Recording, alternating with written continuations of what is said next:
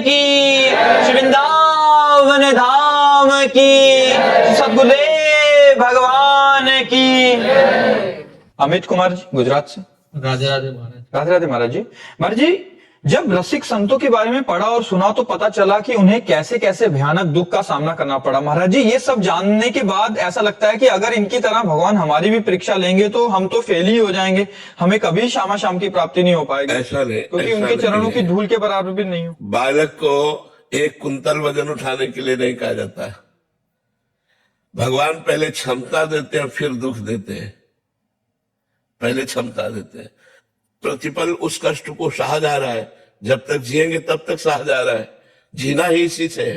लेकिन मुझे कोई परेशानी नहीं, मैं एक आनंद में आनंदित हूं, मैं अपने विचारों में खूब तृप्त हूं, खूब संतुष्ट हूं, खूब प्रसन्न हूं।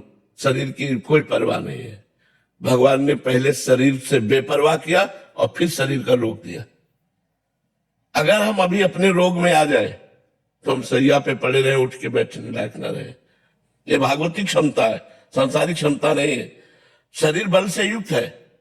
हम ये आपको बताना चाहते हैं, जिस दुख से आप दुखी होकर के, जिस भय से आप भयभीत होकर के भगवत मार्ग में चढ़ने के लिए आप कमजोर बन रहे हैं, उसी को मैं पुष्ट कर रहा हूं। ऐसा नहीं है कि भगवान दुख दे देते और सड़ता रहता है। भगवान दुख देते हैं 100 ग्राम और सुख देते हैं 1 किलो। 100 ग्राम के ऊपर 900 ग्राम चढ़ा रहता है, इसलिए आनंद में मगन रहते हैं। हम प्रतिपल आनंदित हैं। तुम शायद उतना आनंदित नहीं होगे, स्वस्थ होते हुए भी तुम उतना आनंदित नहीं होगे, अस्वस्थ होते हुए हम जितना आनंदित हैं। हम अपने आनंद की बात नहीं कह सकते। हर समय मैं आनंद में डूबा रहता हूं। किसके बल से? भगवान के बल से। अगर शरीर की बात आवे तो अभी मैं बेकार हो जाऊं। शरीर ऐसे जैसे आपका शरीर, ऐसे हमसे शरीर दूर है।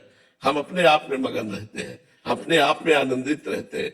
इसलिए ये निराशा तो मन में लाओ मती कि भगवान संतों को या भक्तों को कष्ट देते हैं। कष्ट आपको दिखाई देता है, देते नहीं है। क्यों? अब जैसे मेरा आखिरी जन्म है, मुझे पता है मेरा आखिरी जन्म है। अब अनंत जन्मों का हिसाब मुझे इस जन्म में भोगवा करके पार किया जाएगा। तो वो थोड़ा थोड़ा थोड़ा थोड़ा कष्ट देते देते देते, मतलब मिलना है पहाड़ जैसा और उसे राई जैसा दे दे करके भुगवा कर भगवान सब बराबर आवागमन से खत्म खेल। इसीलिए बड़े संतों में बड़े बड़े कष्ट देखे जाते हैं, क्योंकि उनका संसार समुद्र से अब आवागमन से मुक्ति हो गई। अब उनका जन्म नहीं होगा। तो जो हिसाब है, किसी को कैंसर, किसी को ये बड़े बड़े रोग दे दिए जाते हैं और उस रोग से लड़ते हुए संसार का उद्धार करते हैं। जैसे रामकृष्ण परमहंस जी के गले में कैंसर था, हजारों आदमियों का उद्धार करते हैं, अपना उद्धार करते हैं, हजारों का उद्धार करते हैं और जय जय होती है ऐसे संतों की। तो ये मत सोचो कि भगवान हमको ऐसा कष्ट दे सकते हैं। भगवान अगर कष्ट देंगे तो उसके साथ इतना बड़ा बल देंगे। यद्यपि कष्ट आपका प्रारब्ध होगा और कृपा भगवान के बल की होगी कि आप रौंद करके उस कष्ट को निकल जाएंगे, आप आनंदित रहेंगे। आप चिंता न करें, ऐसा कष्ट नहीं देते कि भक्त उसमें व्यतीत होकर वो भगवान से दूर हो जाए, वो संसार में फंस जाए, वो दुख में फंस जाए। ऐसा कभी नहीं होता, पक्का समझो। हर आनंद हर आनंद हर आनंद, आपसे बात कर रहा हूं, भगवान की शरण में हर आनंद है। आप कैसे उसका हम कहां तक वर्णन करें?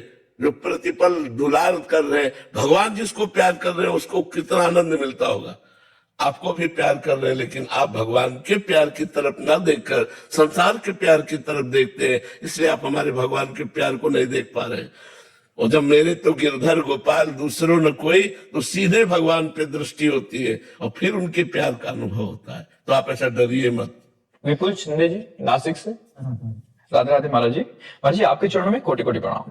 महाराज जी, स्वरूप अनुसंधान प्राप्त होने के लिए क्या करें? विवेक। स्वरूपानुसंधान विवेक के द्वारा होता है, और वो विवेक सदगुरु संत का आश्रय लेने से होता है। बिन सत्संग विवेक न होई। बिना साधु संग के, बिना आत्मबोध प्राप्त महापुरुष के विवेक का जागरण नहीं होता। विवेक वही जो सत असत का निर्णय कर सके। सत ब्रह्म, असत माया। उमा कहो मैं अनुभव अपना, सत हरि भजन जगत सब सपना। जब विवेक जागृत होगा तो जगत स्वाप्निक लगने लगेगा। जैसे स्वप्न के पदार्थ जगने पर झूठे नजर आते हैं, स्वप्न में नहीं, ऐसे विवेक हो जाने पर जगत की जितनी मान प्रतिष्ठा वाहवाही सुख सामग्री भोग सामग्री ये सब मिथ्या नजर आने लगती है।